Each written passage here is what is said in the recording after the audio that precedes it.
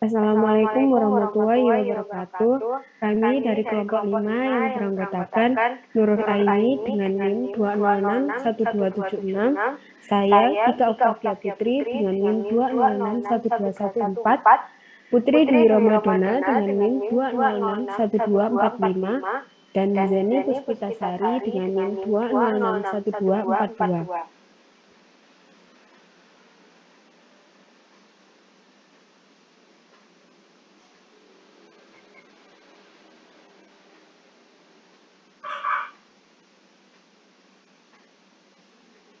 Di sini kami akan menjelaskan tentang kebijakan dividen.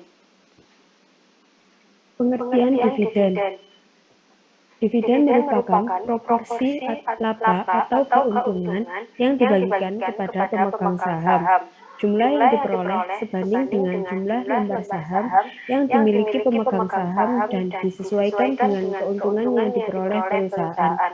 Kebijakan dividen adalah keputusan apakah laba yang diperoleh perusahaan akan dibagikan kepada pemegang saham sebagai dividen atau akan ditahan dalam bentuk laba ditahan guna pembiayaan investasi di masa datang. Macam-macam dividen. Yang pertama, dividen tunai. Yang kedua, dividen aset selain kas. Yang ketiga, dividen utang. Yang keempat, dividen likuiditas dan dividen saham. Macam-macam kebijakan dividen. Yang pertama, kebijakan dividen yang stabil. Yang kedua, kebijakan dividen dengan penetapan jumlah dividen minimal plus jumlah ekstra tertentu. Yang ketiga, kebijakan dividen dengan penetapan dividen payout yang konstan. Yang keempat, kebijakan dividen yang fleksibel. Teori kebijakan dividen. Yang pertama, teori dividen tidak relevan dari Modigliani dan Miller. Modigliani dan Miller berpendapat nilai suatu perusahaan tidak ditentukan oleh besar kecilnya dividen payout ratio, tetapi ditentukan oleh laba bersih sebelum pajak atau EBIT dan kelas resiko perusahaan. Yang kedua, teori the bird in the hand. Gordon and Little menyatakan bahwa biaya modal sendiri perusahaan akan naik jika dividen payout rendah karena investor lebih suka penerima dividen daripada capital gains. Yang ketiga, teori perbedaan pajak. Teori ini diajukan oleh Lichtenberger and Reines-Wayne menyatakan bahwa karena adanya pajak terhadap keuntungan dividen dan capital gains, para investor lebih menyukai capital gains karena dapat menunda pembayaran pajak. Yang keempat, teori signaling hipotesis. Terdapat bukti empiris bahwa jika ada kenaikan dividen, sering diikuti dengan kenaikan harga saham. Yang kelima, teori Pareto efek. Teori ini menyatakan bahwa kelompok pemegang saham yang berbeda akan memiliki preferensi yang berbeda terhadap kebijakan dividen perusahaan. Kebijakan dividen dalam praktik.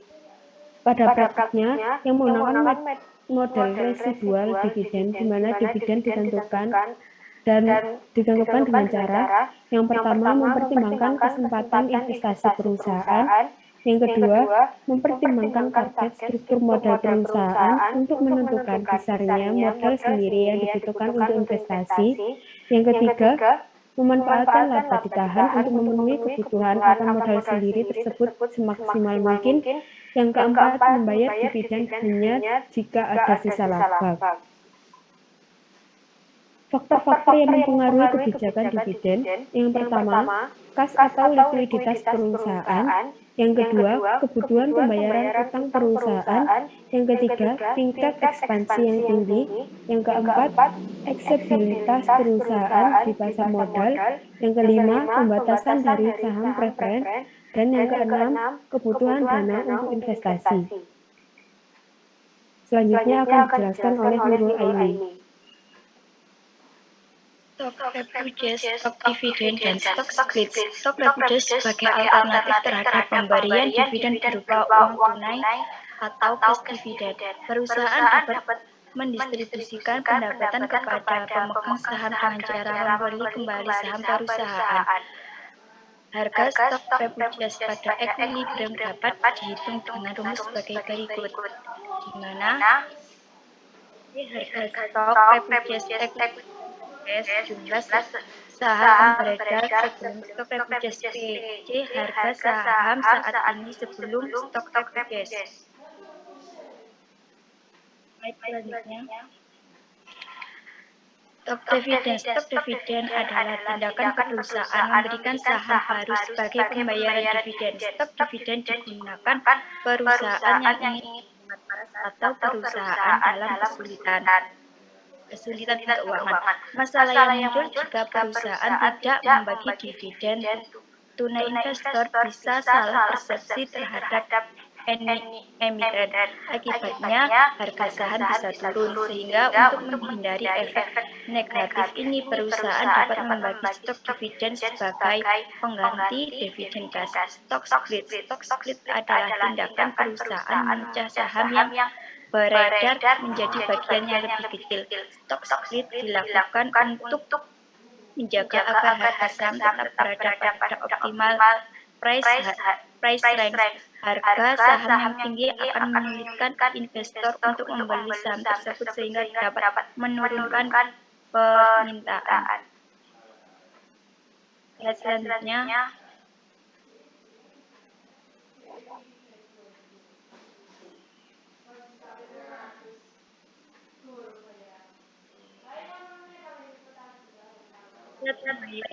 Dan pertama, legalitas dividen dapat ditentukan dengan melihat hukum suatu negara yang berlaku. Kedua, kondisi keuangan. Sebelum dividen diumumkan, manajemen harus mempertimbangkan ketersediaan dana untuk membayar dividen. Para direktur juga harus mempertimbangkan pengaruh inflasi dan biaya pengganti sebelum melakukan komitmen dividen. Kendala pembagian dividen. Pertama, perjanjian kredit atau surat. Dua, pengakuan utang. Ketiga, ketidakcukupan laba. Keempat, ketersediaan dana. Kelima, denda pajak atas penimbunan laba yang tidak wajar. Selanjutnya akan dilanjutkan oleh Zeni. Harga saham berdasarkan klasifikasi industri 2007 sampai 2012. Grafik tersebut merupakan kondisi dari pergerakan harga saham berdasarkan sektor perusahaan di Bursa Efek Indonesia. Bursa Efek Indonesia berdasarkan grafik tersebut, harga saham dari seluruh perusahaan terdaftar di Bursa Efek Indonesia yang diklasifikasikan menjadi 9. Industri cenderung mengalami peningkatan mulai dari tahun 2008 hingga 2012, kecuali agrikultur dan mining yang mengalami penurunan di tahun-tahun terakhir. Perusahaan pertambangan merupakan perusahaan yang mengalami peningkatan harga saham paling tinggi sekaligus mengalami penurunan yang sangat rendah. Terdapat 10 perusahaan pertambangan yang terdaftar di Bursa Efek Indonesia yang secara rutin mempublikasikan laporan keuangan harga saham pertambangan periode 2008 sampai 2012 dapat dilihat pada slide selanjutnya.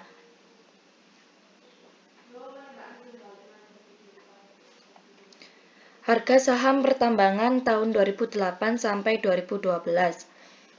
Bursa Efek Indonesia harga saham pertambangan yang cenderung menurun di beberapa tahun terakhir. Jika terus dibiarkan akan mengganggu pertumbuhan perusahaan di masa mendatang. Penentuan proporsi laba yang dibandingkan dalam bentuk dividen tersebut, dividend payout ratio, semakin besar porsi dividen yang dibagikan maka semakin besar pula tingkat dividend payout ratio. Sebaliknya, jika porsi laba ditahan semakin besar maka dividend payout ratio akan semakin rendah. Melalui besaran dividend payout ratio dapat dilihat prospek perusahaan di masa yang akan datang. Adapun grafik dividen perusahaan pertambangan tahun 2008 sampai 2012 yang akan dijelaskan oleh Putri Dwi. Pada diagram itu dapat dilihat rata-rata DPR 10 perusahaan pertambangan yang terdaftar di Bursa Efek Indonesia cenderung menurun. Penurunan terjadi mulai tahun 2011 sebesar 39,14% hingga tahun 2012 mencapai 35,63%. Menurunnya DPR pertambangan ini diikuti pula dengan penurunan harga saham. Naiknya DPR dipengaruhi dengan naiknya harga saham juga. Fenomena akan perubahan harga saham menjadi pertanyaan, apakah kebijakan dividen mempengaruhi harga saham atau tidak. Berdasarkan hasil analisis deskriptif, harga saham perusahaan pertambangan yang terdaftar di Bursa Efek Indonesia tahun 2008 sampai dengan 2012 cenderung menurun pada 2 tahun terakhir. Penurunan harga saham disebabkan oleh semakin menurunnya rata-rata pembagian dividen yang dilakukan perusahaan pertambangan yang terdaftar di Bursa Efek Indonesia lebih memilih untuk menginvestasikan kembali laba yang diperolehnya dengan harapan untuk mendapatkan laba yang lebih besar sebelum perusahaan membaginya dalam bentuk dividen kepada para pemegang saham. Adapun hasil analisis verifikatif dengan menggunakan regresi linear sederhana untuk meramalkan pengaruh kebijakan dividen terhadap harga saham, yaitu mengenai output koefisien regresi. Slide selanjutnya.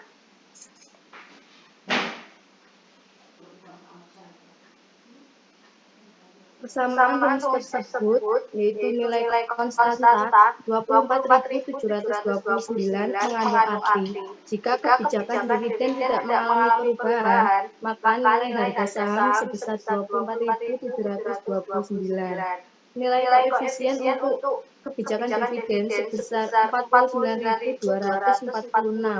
Nilai ini menunjukkan bahwa setiap terjadi penambahan dividen sebesar 1%, maka akan terjadi peningkatan harga saham sebesar 49.246 kali. Dengan melihat dari persamaan, maka ada pengaruh positif atau searah kebijakan dividen terhadap harga saham. Hal ini menunjukkan bahwa naiknya kebijakan dividen akan diikuti dengan kenaikan harga saham. Sebaliknya, turunnya kebijakan dividen, maka harga saham akan ikut turun juga. Demikian presentasi dari kelompok 5. Mohon maaf apabila ada kekurangan atau kesalahan dalam mengucapkan kata. Kami minta maaf yang sebesar-besarnya. Wassalamualaikum warahmatullahi wabarakatuh.